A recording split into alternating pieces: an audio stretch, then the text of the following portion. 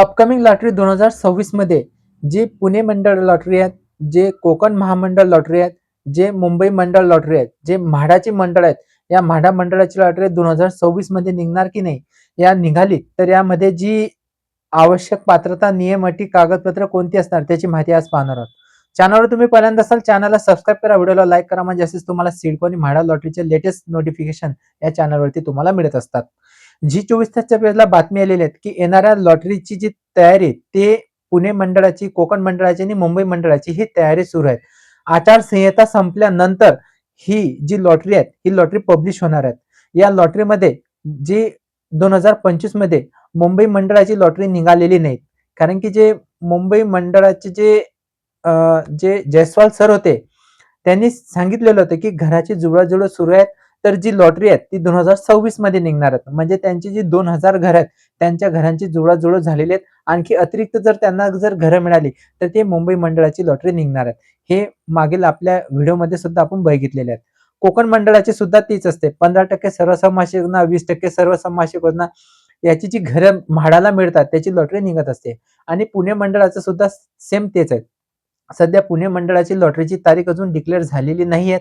तरी पण आचारसंहिता संपल्यानंतर फेब्रुवारीमध्ये पुणे मंडळाची जी लॉटरी निघालेली आहे 4186 घरांची, जवळपास 2,15,883 अर्ज इथे आलेले आहेत. म्हणजे इथे खूप सारी कॉम्पिटिशन आहेत.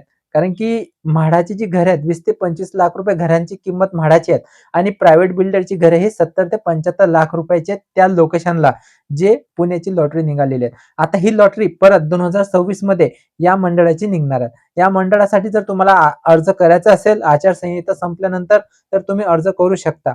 पण याच्यासाठी तुम्हाला जी कागदपत्र लागतात, जे नियम असतात, ते तुम्ही कागदपत्र आताच काढून घ्या, जेणेकरून मग तुमची जी वेळेवर धावपळ होते ते होणार नाही. याच्यामध्ये तुम्हाला सर्वप्रथम जे कागदपत्र असतात, की त्याचं वय, जो अर्ज करणाऱ्या त्यांच्या नावाने त्याचं वय 18 वर्षापेक्षा जास्त असावा. तो महाराष्ट्रामध्ये कमीत कमी 15 वर्ष रहिवासी असावा, म्हणजे जेणेकरून त्याचं जे 1/1/2018 नंतर जे डोमिसाइल सर्टिफिकेट असते, ते डोमिसाइल सर्टिफिकेट आपल्याला काढावे लागते आणि ते अपलोड करावे लागते. म्हणजे Aadhaar card, PAN card, domicile certificate आणि इन्कम सर्टिफिकेट. जर ते नोकरी करत असतील तर त्यांचा उत्पन्नाचा दाखला, जर ते बिझनेसमॅन असतील, जर त्यांचं घरगुती उत्पन्न असेल तर ते उत्पन्नाचा दाखला जो तहसीलदार यांच्याकडून मिळतो. म्हणजे 2 पैकी 1 आपल्याला कागदपत्र असतात, ज्यांचं लग्न झालेलं नाही त्यांच्यासाठी. परत ज्यांचं लग्न झालेलं आहे त्यांच्यासाठी सुद्धा सेम तेच आहे. Aadhaar card, PAN card, domicile certificate, उत्पन्नाचा दाखला किंवा इन्कम टॅक्स रिटर्न आणि पत्नीचं लग्नानंतरचं आधार कार्ड, पॅन कार्ड, हे लग्न झालेल्या व्यक्तींचे कागदपत्र असतात. आणि याच्यामधून जर तुम्ही स्पेशल कॅटेगरीमधून जर तुम्ही अर्ज करत असणार, जसे की SC category, ST category, NT, पत्रकार, त्यानंतर स्वातंत्र्य सैनिक, माजी सैनिक, हँडिकॅप, माथाडी कामगार, जर्नलिझम, म्हणजे हे सर्व जे रिझर्वेशन असतात याच्यासाठी सुद्धा स्पेशल कॅटेगरीसाठी त्यांचे घर तिथे राखीव असतात. याच्यामधून जर तुम्हाला अर्ज करायचा तर तुम्ही यामधून सुद्धा अर्ज करू शकता. त्याचे पण सुद्धा व्हिडिओ आपण या चॅनलवरती बनवलेले आहेत. याच्यासाठी ते तुम्हाला जे जे तुमचं जे सर्टिफिकेट आहे ते सुद्धा तुम्हाला तिथे अपलोड करावे लागतात. तर ही सर्व कागदपत्र तुमच्याकडे असणे आवश्यक आहे.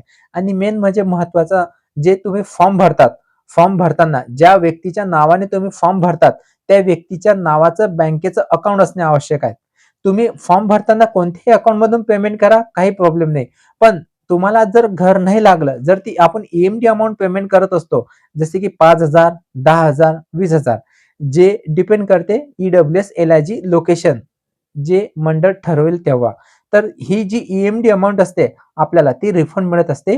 ज्या व्यक्तीच्या नावाने आपण हा फॉर्म भरतो त्याच बँकेचे अकाउंट डिटेल्स आपल्याला रिफंड जेव्हा फॉर्म भरताना तिथे आपल्याला द्यावे लागत असतात. तर ही म्हाडा मंडळाची जी येणारी लॉटरी आहे, मुंबई मंडळ झालं, पुणे मंडळ झालं, कोकण मंडळ झालं, याची आपल्याला जर फॉर्म भरायचा असेल तर तुम्ही तयारी करू शकता.